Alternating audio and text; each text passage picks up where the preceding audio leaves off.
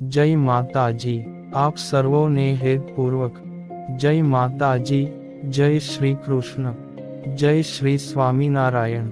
माता दुर्गाजीनी नवमी शक्तिનું નામ સિદ્ધિદાત્રી છે।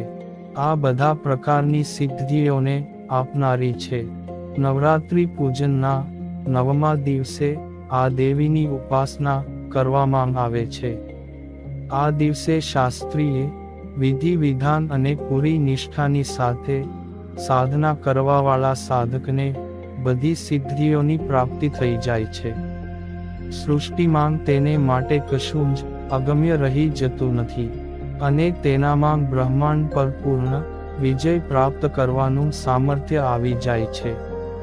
સિદ્ધ ગંધર્વ યક્ષાદેર સુરૈર મરૈર્પી સેવ્યમાના સદા ભૂયાત સિદ્ધિદા સિદ્ધિદાયિની। માર્કંડેય પુરાણના મુજબ અળીમા મહિમા ગરિમા લધિમા પ્રાપ્તિ પ્રાકામ્ય ઈશિત્વ અને વશિત્વ આ 8 સિદ્ધિઓ હોય છે। શ્રીકૃષ્ણ જન્મખંડમાં આ સંખ્યા 18 બતાવવામાં આવી છે, જેમના નામ આ પ્રકારના છે। 1 અણિમા, 2 લધિમા, 3 પ્રાપ્તિ, 4 પ્રાકામ્ય, 5 મહિમા, 6 ઈશિત્વ વાશિત્વ, 7 સર્વકામાવસાયિકતા, 8 સર્વજ્ઞત્વ, 9 દૂરશ્રવણ, 10 પરકાય પ્રવેશન, 11 વાક્સિદ્ધિ, 12 કલ્પવૃક્ષત્વ, 13 સૃષ્ટિ, 14 સંહારકરણ સામર્થ્ય, 15 અમૃત, 16 સર્વન્યાયકત્વ, 17 ભાવના, 18 સિદ્ધિ। માંગ સિદ્ધિદાત્રી ભક્તો અને સાધકોને આ બધી સિદ્ધિઓ આપવામાં સમર્થ છે। દેવી પુરાણના અનુસાર ભગવાન શિવે દેવીની કૃપાથી જ આ સિદ્ધિઓને મેળવી હતી।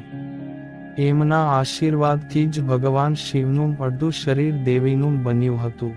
આ જ કારણે તેઓ સમગ્ર લોકમાં અર્ધનારેશ્વર ના નામે પ્રસિદ્ધ થયા હતા। માતા સિદ્ધિદાત્રી 4 હાથવાળી છે। તેમનું વાહન સિંહ છે। તે કમળના ફૂલ પર બિરાજમાન છે। તેમના ડાબા બાજુના નીચેના હાથમાં કમળનું ફૂલ છે।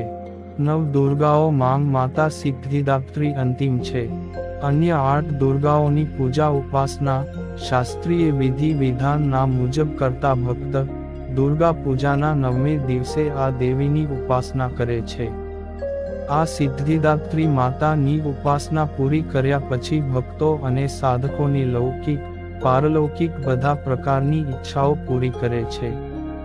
સિદ્ધિદાત્રી માંગના કૃપાપાત્ર ભક્તોની અંદર કોઈ એવી કામના શેષ બચતી જ નથી જેને તેઓ પૂરી કરવા માંગતા હોય। તે બધી સાંસારિક ઈચ્છાઓ, આવશ્યકતાઓ અને સ્પૃહાઓની ઉપર ઉઠીને માનસિક રૂપથી માંગ ભગવતીના દિવ્ય લોકોમાં વિચરણ કરતા તેમની કૃપા રસનું નિરંતર પાન કરતા વિષય ભોગ શૂન્ય થઈ જાય છે। માંગના ચરણોનું આ સાનિધ્ય મેળવવા આપણે સદા નિયમનિષ્ઠ રહીને તેમની ઉપાસના કરવી જોઈએ। માંગ ભગવતીનું સ્મરણ ધ્યાન પૂજન એમને આ સંસારની અસારતાનો બોધ કરાવતા વાસ્તવિક પરમ શાંતિદાયક અમૃત પદની તરફ લઈ જવાવાળી છે। 9મું નોરતું નવરાત્રિના 9મા દિવસે તલનો ભોગ લગાવીને દાન આપો। તેનાથી મૃત્યુ ડરથી રાહત મળશે, સાથે જ દુર્ઘટનાથી બચાવ પણ થશે। જય માતાજી।